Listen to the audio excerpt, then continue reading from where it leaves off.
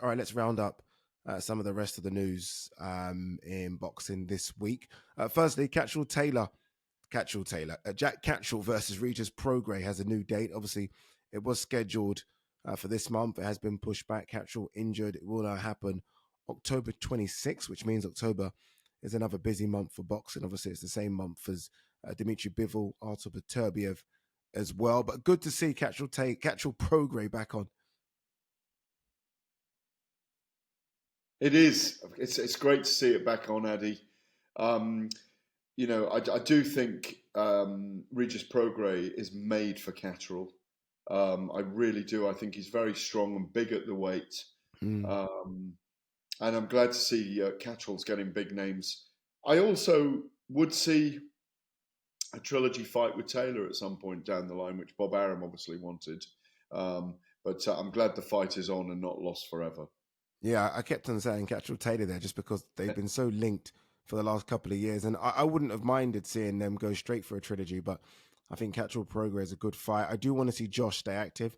There's been no talk about what Josh is doing, and I thought he looked really good against Catchell. It'd be good for him to stay in the mix, have some more big fights, maybe even a little test at 147 to see what he can do up in that weight class, because I think that's open. Like I wouldn't rule out Josh beating a Barrios for a title at 147. I'm not too high on some of the champions right now. Stanionis is there as well. So be interesting to see what Josh does. But yeah, Catchell Prograis, October 26th, and that's still on. Talking about big fights, one of the biggest names I think in the sport of boxing right now is Jai Opetaia.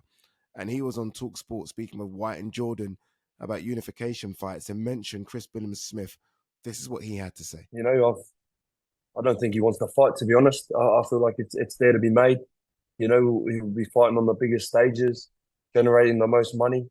And he's saying he wants to fight another world champion.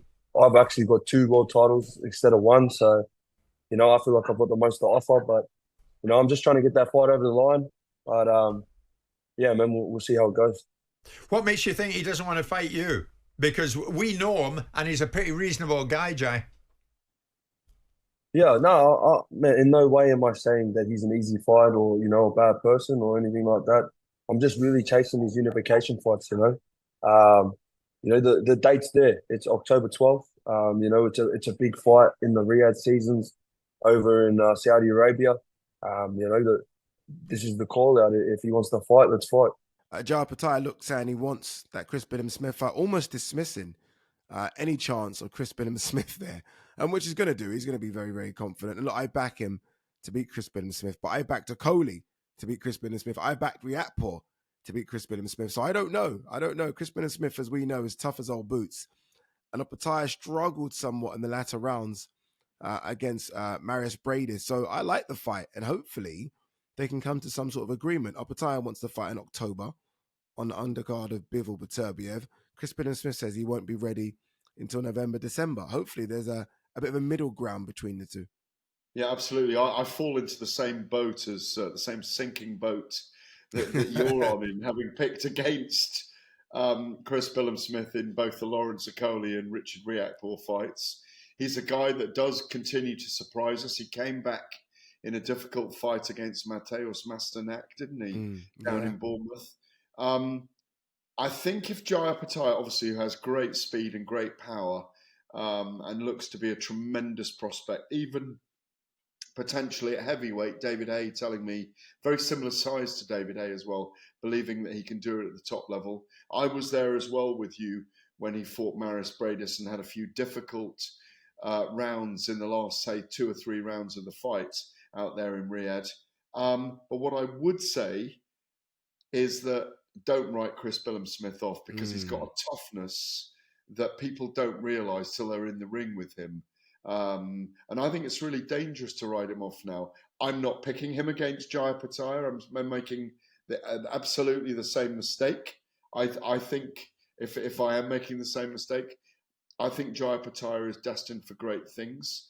But there did seem to be a bit of weakness in him in those last few rounds against Bradis, who, again, by the way, is an incredibly tough customer, and who fought the likes of Alexander Usyk at cruiserweight and had a fantastic fight with him as well in Yeah. his native Latvia, I believe, wasn't it? But I believe it was. You're correct. And look, Bradis, I know there's a lot of talk about Bradis retiring after that Opetaia fight. If I'm Bradis, I'll stick around for a couple more years to see if I can get some fights, because he looked very, very good against Opetaia. Very good. Just before we wrap, was the press conference on Monday. It's been a busy old week in Monday for Canelo versus Edgar Berlanga for their showdown, Mexico versus Puerto Rico, as Gareth would always say. It's a good fight in the sense of Mexico versus Puerto Rico. Look, Berlanga's not the one we wanted to see. We wanted it to be Benavidez, potentially even David Morrell, who fought on the weekend. But one thing I will say about Canelo, he's active. He guarantees you 2 fights a year, and he will fight unbeaten, bigger guys. I think we all saw the presser. Berlanga's much bigger than Canelo. So Canelo at least gives you activity. Yeah, and it's an interesting night because September the 14th is going up against the big UFC event at the Sphere as well, which is Riyadh season backed. Crazy, so man. they're going at each other. I know, it's kind of a mad one. Maybe they'll stage it at different times of the day to make it. But if you're a fan, you can go to both. I'd love to do that, by the way. I'd love to be in attendance for both. Let's see what happens there. I thought Berlanga handled himself very well at the New York press conference. Obviously, they're in Los Angeles today for part 2 of that media tour. I thought Berlanga looked the part, played the part. I don't think he's at the level of Canelo, but I think Canelo's battery is running down. Yeah. I think it'll be a slightly better fight than Jaime Munguia, but I've got Canelo as a fairly big favourite in this fight. And everyone writes Canelo off. We forget, let's remember how great he is and how great he's been in this 14-year, 15-year run starting. Actually, it's nearly 20 years now since he turned pro. Because he turned pro at 15, 16. So it's an incredible career and an incredible kind of doffing of your cap to what Chepo and Eddie Reynoso have done with him. And I think he'll beat the Puerto Rican handily. Yeah, and just to finally end on it, I agree. I think Berlanga was so good at the presser. Sometimes you get these guys and they look a bit overawed and nervous and they don't know how to speak or sell a fight. He was all blinged out and open, bare-chested, and he was really giving it his best. And whether or not you believed what was coming out of his mouth is a whole different conversation. But I like the fact he's selling the fight and he understands what he needs to do. And I like that, because sometimes you get these opportunities. I'm like, are these guys going to talk? Are they going to talk or not? And Berlanga spoke quite a bit. Addy, he also talked about this amazing dream he'd had. Yes. Of Canelo being ringside and looking up at him when he knocked out his opponent and knowing the fight was going to happen and having a sense of destiny. And I think those narratives always sell a fight really, really well. He was very compelling yesterday. Yeah, they confirmed as well the undercard. So Rolly Romero, you guys might know him, very talkative guy, got stopped by Pitbull Cruz. He's on the undercard. Kelly Plant's on the undercard as well. And Erislandy Lara versus Danny Garcia, middleweight fight, is on the undercard. So look, it's not the best undercard, but it is what it is. And we'll see what the UFC deliver on the same day to rival it.